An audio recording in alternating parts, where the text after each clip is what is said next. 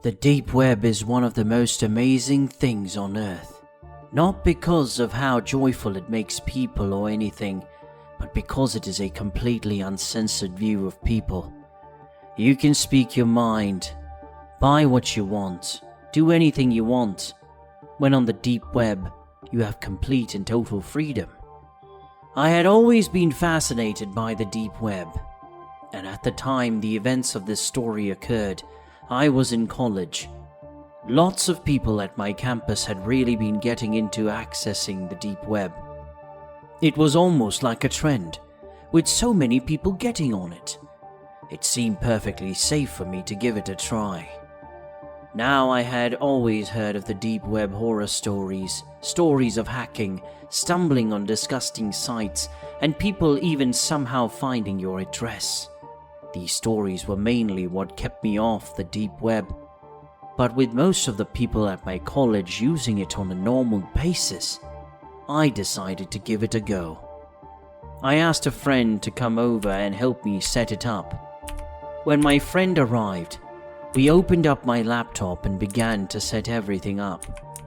He told me that we were using Tor, a program that lets you access the deep web.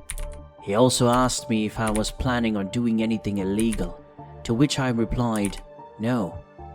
He said that since I wasn't, we didn't need to install Tails, which is apparently a software that makes it more secure if you plan on doing illegal things. A little while later, everything was set up.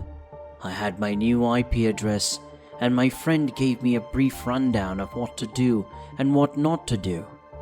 He made it very clear that when I was using the hidden wiki, that I kept it on censored mode, so that it would be less likely for me to see something I didn't want to see. After about 2 weeks of using the deep web, I felt like a pro.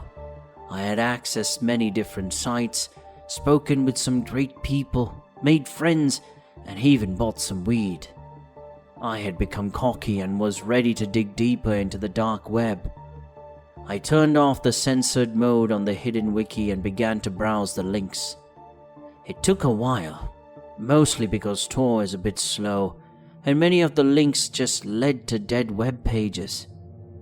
Eventually I stumbled onto a site called All the Gore.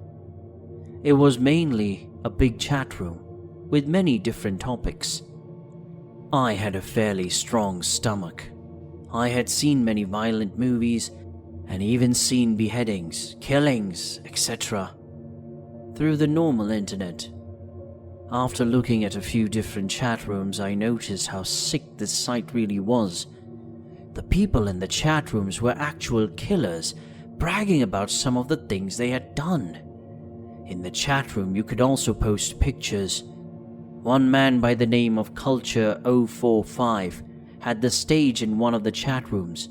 He was explaining in detail how he had broken into someone's house, kidnapped a little girl, and brutally killed her parents by hiding under their bed, and then opening their throats. He then explained how he brought the little girl back to his house, raped her, beat her, and cut her up. I didn't think he was telling the truth at first, but then he posted pictures. These were the most horrifying pictures I had ever seen. Close-ups of the poor 8 to 10-year-old girl being brutally raped, beaten, and cut with a knife. Culture kept posting pictures. The new ones were of the girl tied to a chair, bleeding, crying, throwing up, etc. Then he showed a picture of him with a drill, drilling into her skull. The most haunting part is that while he was doing it, he was looking at the camera with sheer joy on his face. I had seen enough and typed in the chat room window, "You people are sick and deserve to die. How can you sleep at night?" Immediately, people began making fun of me, saying that I was just as helpless and ignorant as the little girl in the pictures, and that I should get off the big boy part of the internet. They began saying I was a pussy and calling me an empath. When Culture typed something in the chat box, he said, "Really? Where do you live, buddy? I'm sure everybody would love to see you on this site. I then made the biggest mistake of my life and typed, I'm calling the police and having this site shut down. Less than a minute later, everything on the site went black, and a new chat box appeared in green. In it, someone named Admin1 typed in the box. He said, call the cops and you will regret it. I didn't type anything in the box and reached for my cell phone. What happened next haunts me to this day. My phone said I had a new message. I opened it and it said, call the police and you're dead. There was no number. It didn't even say unknown number. It was just blank.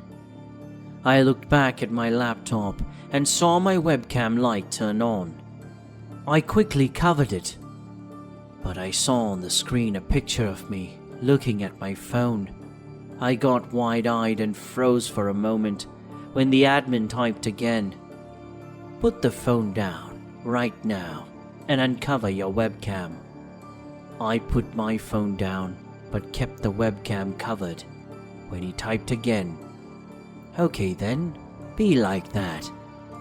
Right after he posted my full name, age and address in the chat box and typed, it would be a shame if you and your college buddies went missing, wouldn't it? He said. I then did as he said and uncovered my webcam. He then told me to follow his instructions and how to make it impossible for me to reach the site again. I followed each and every one. When I finished, I got a text that said, now don't ever try and come back. Just like before, it had no number. I still called the police from my friend's phone, but they were never able to find the site. If you ever go on the deep web, don't ever just mindlessly explore, especially if you don't have additional software to keep you more secure. I was a stupid college kid, and I just hope nobody makes the same mistakes I did. I moved to a different home and changed all my information, but I still get nightmares to this day.